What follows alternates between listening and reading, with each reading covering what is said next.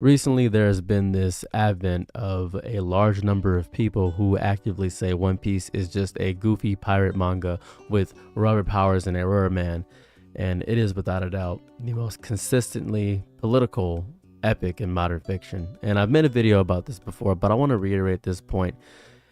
Imagine if you read the cliff notes of Moby Dick and only pay attention to the whale facts. Just picture that for a moment. I just want you to envision that.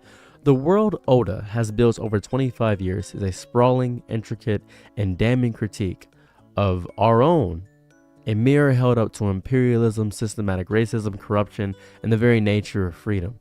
It is beyond a shonen anime. If it was just another shonen anime, it wouldn't have lasted this long. You know what's amazing to me? The fights in One Piece are so insignificant compared to the drastic amount of lore drops in the world building, because One Piece is often praised for its world building and its critiques of narrative explorations within it. A side note and side tangent is the fact that Oda is going through insane health issues, and because of the horrible workforce of Japan, well, guess what? He may not be able to get to finish One Piece. That itself is sad. Almost ironic, considering Luffy's entire ideal is being able to finish what you started. Luffy always follows through. And I can already hear the excuses immediately bubbling up from the fandom, and the first and most pathetic one that I always hear is, it's just a kid's show about friendship and beating the bad guy. Are you kidding me?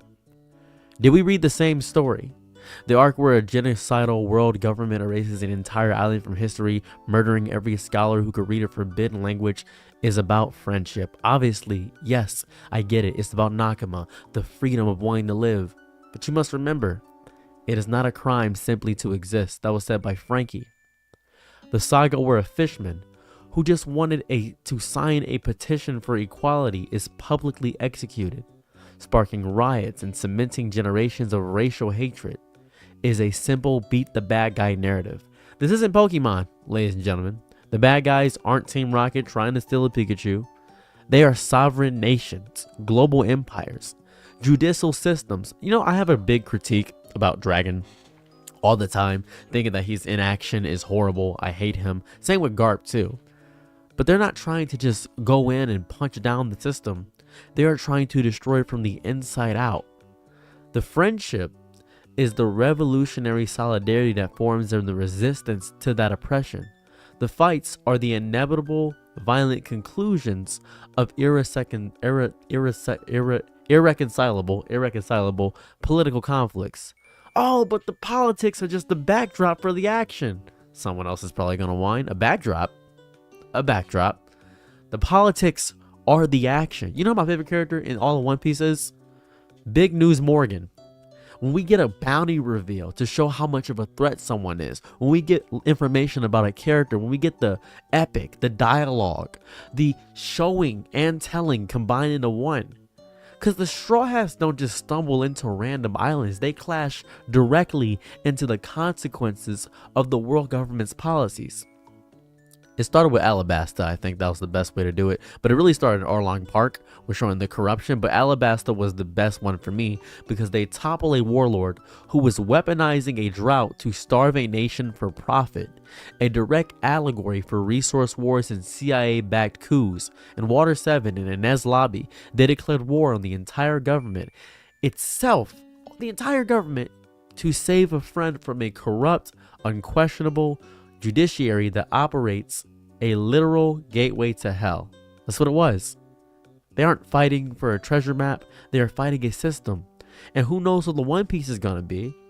And the One Piece is probably going to be this. It's probably going to be this big thing where it reveal how to destroy the government and all this jazz and things of that variety. They even have a secret QAnon top level Gorosei above the Gorosei called Eam, the ruler of the world. And then here goes the most annoying argument I hear all the time. Oda never takes a side. He just shows both perspectives. This is objectively and demonstrably false.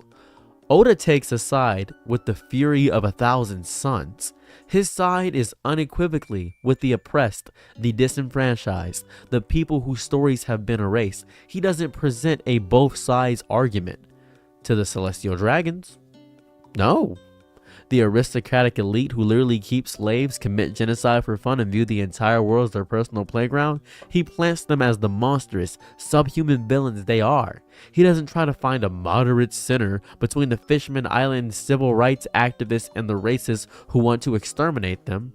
The series is a relentless, passionate argument for liberation, and you cannot claim it to be anything else. You are missing the entire point of the narrative. Here goes the architecture of power.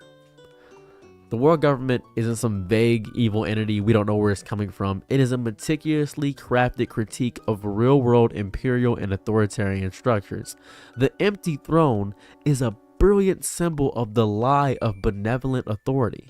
It's a propaganda tool to make the populace believe no one person holds ultimate power, while in reality, a shadowy cabal of ancient families, Emu, the Gorusei, pull the strings.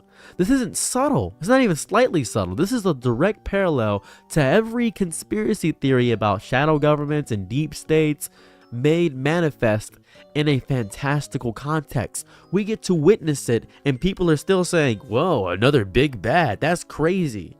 Stupid. The Marines, with their complex characters like Smoker or Fujitoro and Kobe, represent the internal conflict of serving a justice that is inherently unjust.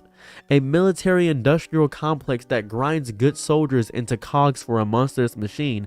That's Kizaru, that's Borsalino, that is the light user, that is the Pika Pika Nomi user, that is the man. He is that exact thing. And for those to say the solutions are too simplistic, Luffy just punches the problem away, you are missing the entire forest for the perfectly choreographed punch. Let me explain my favorite punch in One Piece. You remember when he walked up and punched the Celestial Dragon?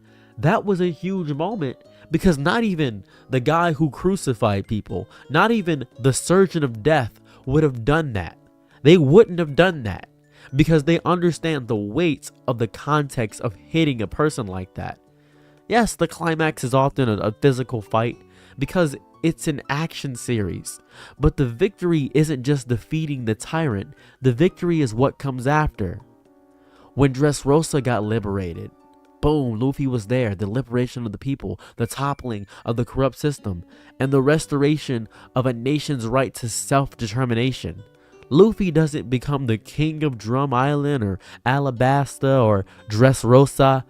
He doesn't install a new government. He destroys the oppressive one and allows the people to reclaim their own destiny. He is a catalyst for revolution, not a new ruler. His very dream is to be the freest man on the seas. It's anti-authoritarian in itself. The entire Void Century plotline is perhaps the most political concept of all. A historical truth so dangerous. A historical truth so dangerous, knowledge being so dangerous that a global superpower will commit any atrocity to keep it buried.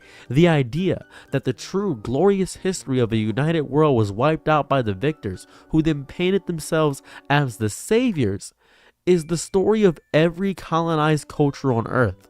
The poneglyphs are the recovered text, the oral histories, the archaeological evidence that the establishment tries to destroy.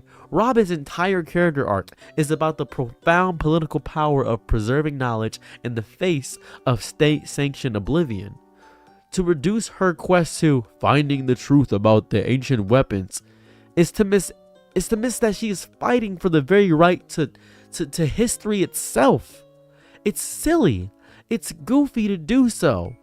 Think of Christopher Columbus. Had rewritten history. He discovered America, and then these savages were there, and he took them away and made it better for us. Look at the warlord system. A perfect allegory for the compromises and failures of real political people. Think about that. The world government, to maintain its power, legitimizes and empowers some of the most dangerous pirates in the world, allowing them to wreak havoc as long as they serve the state's interest.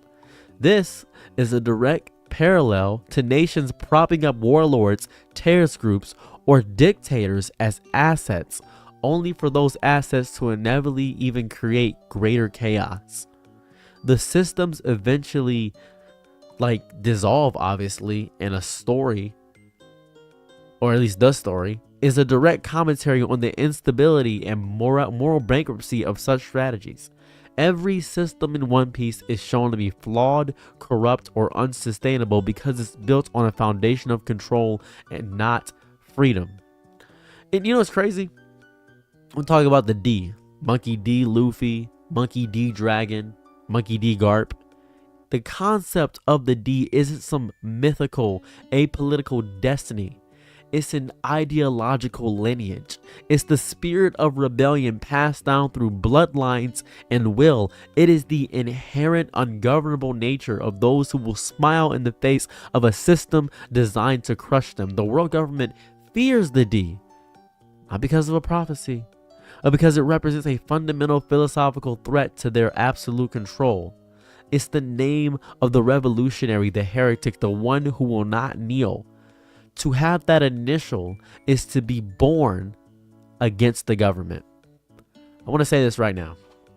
Next time somebody tells you, One Piece, this is a goofy pirate manga, it's about a simple adventure story, you have my absolute permission to rant. It is a masterclass in political storytelling, woven into the very fabric of its world, its conflicts, and its characters. It tackles racism, class warfare, historical revisionism, propaganda, judicial corruption, revolution, and the meaning of freedom with a consistency and depth that puts most serious political thrillers to shame. One Piece is a political statement. To ignore that is to sail the grand line with your eyes closed, wondering why the water's so rough. One Piece is politics.